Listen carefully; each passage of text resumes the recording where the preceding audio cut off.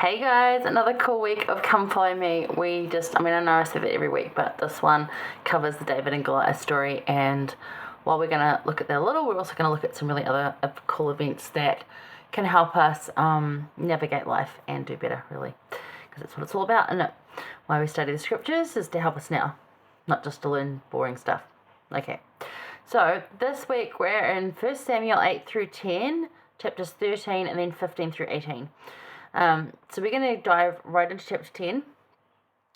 If you want to read some more before that, there's some really cool stuff about who was your king and how Saul gets called, and the process of that and what it looked like.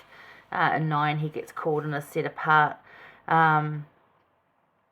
It's a thing. We're going to look at that because in chapter 10, we see how it starts to sort of be called of God and what that means for him. And then we're going to look over in 15 where it starts going wrong for him. Because he was a really good guy. He was a Benjaminite. He was, he was upstanding, tall, handsome, good. Like, he looked like a king. All the things that you'd potentially want in a king. But in the becoming of a king, he lost sight of becoming a better child of God. So it happens. We're going to discuss that in the second one. But this is the first one. So let's look at chapter 10, verses 6 through 8, which reads, "And the Spirit of the Lord will come upon thee, and thou shalt prophesy with them, and shalt be turned into another man. And let it be, when these signs are come unto thee, that thou do as occasion serve thee, for God is with thee. And thou shalt go down before me to Gilgal, and behold, I will come down unto thee to offer burnt offerings and to sacrifices of peace offerings. 7 days shalt thou tarry till I come to thee and shew thee what thou shalt do." So this is Samuel anointing Saul to be the king. Now, the story goes, the people wanted a king to lead them.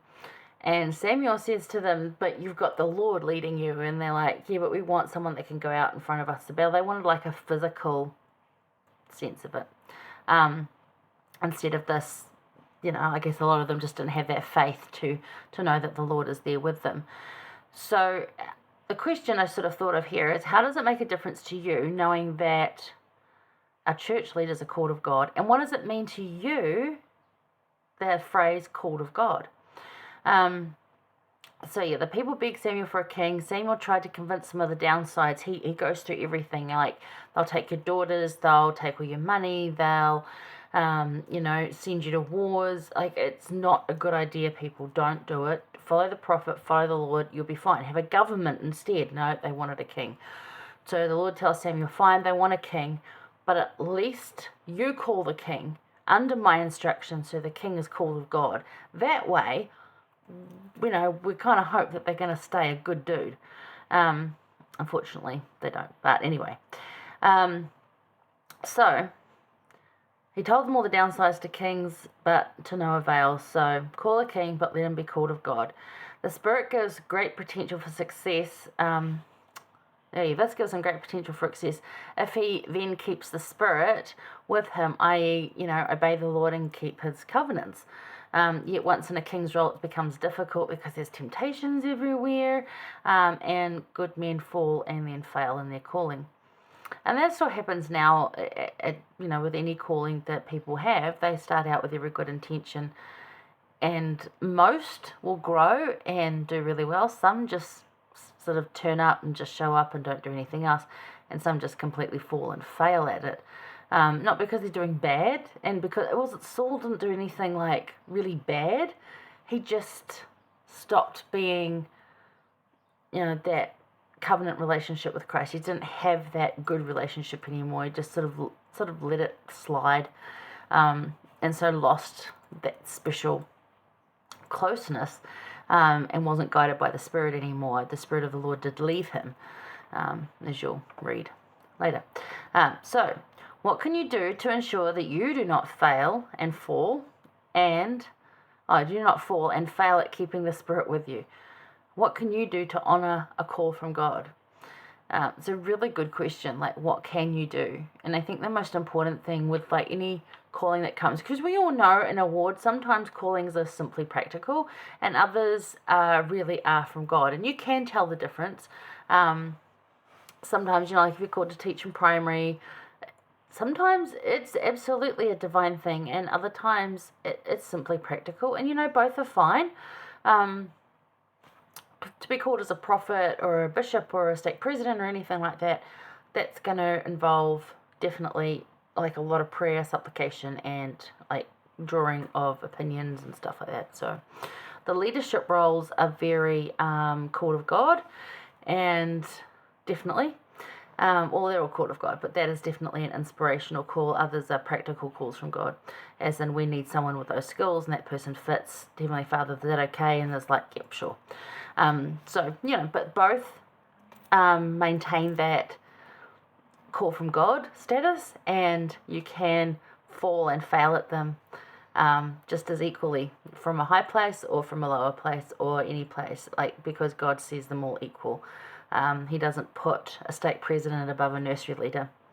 They're both there for a purpose, to do their job, and he will help them do that, of course, and he doesn't expect you to be perfect at it, of course not, but what can you do in that? So mainly keep humble and be teachable, I think. But think about that. I'd like to know your answers. What do you think? What does it mean to you, and what can you do to not fail in a calling that is called of God? I didn't have a thought for this one. I just, like, you know, like a quote. I really just wanted to put an article of faith 5, number 5, because it really does specify what a call from God does mean. So that is, we believe that a man must be called of God by prophecy and by the laying on of hands, by those who are in authority to accept and to preach the gospel and to minister the ordinances thereof. So it's not just Bishop thinking it's a good idea. He's prayed about it. It's by prophecy, it's by revelation, it's by laying on of hands. So you will get priesthood authority in that calling. And the people have to be, that do that, have to be, you know, able to do those ordinances, and you have to be worthy to hold that call too. So that's what I like about it, and just sort of sum it up with article of faith number 5, and that being called of God doesn't necessarily mean you're going to be successful, because it depends on you. You still have a choice. But if you want it to be successful and you work at it being successful, you'll be awesome. And it's a learning process, and I think, you know, most of us have done that. So let me know your thoughts. Like, what does it mean to you to be called of God, and what can you do to not fail in that call? Yeah, give me your thoughts. All right, there's that one. We'll go see what happens to Saul and his downfall next, and then insight number 2. I'll see you there.